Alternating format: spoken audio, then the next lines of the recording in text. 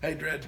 So once you've got your sanding done, in other words, you've taken your long block, you've taken your pencil along the side, and you've sanded out all your pencil lines, then you're ready to bleach. You've got bleach in one of your care packages back there in the trailer. You got part A and part A and part B. You mix half and half. You don't have to mix everything all at once. You can make a quart of bleach. It takes a couple quarts, about a half a gallon of bleach to go around the boat. And you'll paint that bleach on the boat. Just get it on there as quick as you can.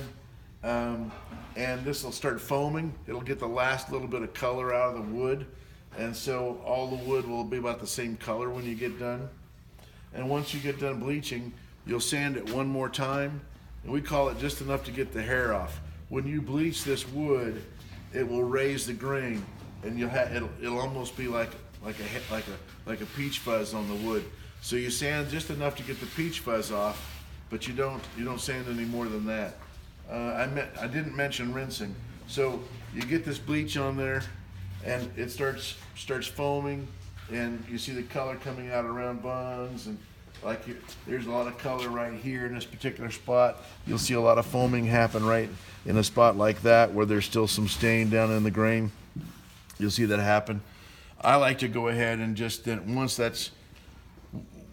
you've had it on the boat for say 10, 20 minutes, I like then to take a hose and hose it down and use a light bristle brush, just a plastic bristle brush.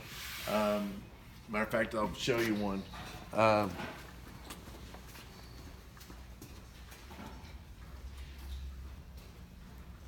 thought I had everything I need to bring.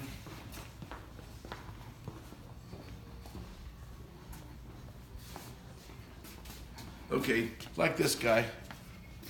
They're not real aggressive. We've got some wood chips in here. They're not real aggressive bristles, so and they won't scratch the boat like metal bristles would. So you would just rub the boat and rub the bleach while you're rinsing, and then look at your result the next day. The wood should be turned almost white from the bleach. So, and then if you're not satisfied, you can bleach it all again. I have found that if you have one spot you want to bleach and you bleach that one spot, now the rest of it doesn't match. So you can't bleach spots. You have to bleach an entire side or an entire deck. Of course, you're not doing decks yet, but you have to bleach an entire area at once.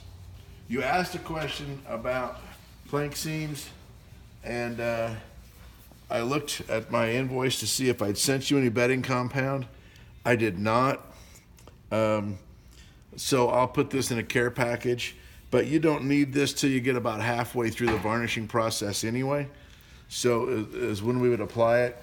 And you might not need it anyhow, because what happens is when these planks will open and close from summer to winter because your climate is pretty much the same year round. Your planks won't open and close much. So that's why I didn't send it, because I didn't think you'd be having that problem. We actually had a problem and it's starting to show back up. This plank is cracking right here because it's so dry inside our building. Matter of fact, there was about 1/8 of an inch gap right here where this line is. There was about 1/8 of an inch gap. And we just laid a wet towel on top of it, and it all closed back up in overnight. So that's the same thing's going to happen with these planks when you go from up on dry land to down 1 foot above the water inside a humid boathouse. So these planks will close. So I'm not too concerned about it. It's just something you got to put up with a wooden boat.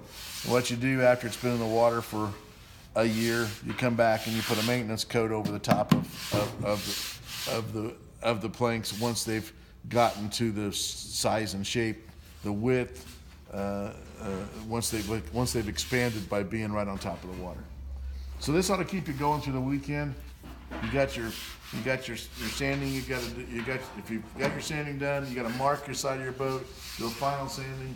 You got to bleach it. You might have to bleach it twice, and then you do and then you sand it just enough to get the hair off, and then we'll be ready for the stain. For mixing the stain has to be mixed before you use it, and I'll give you some instructions on how to apply it.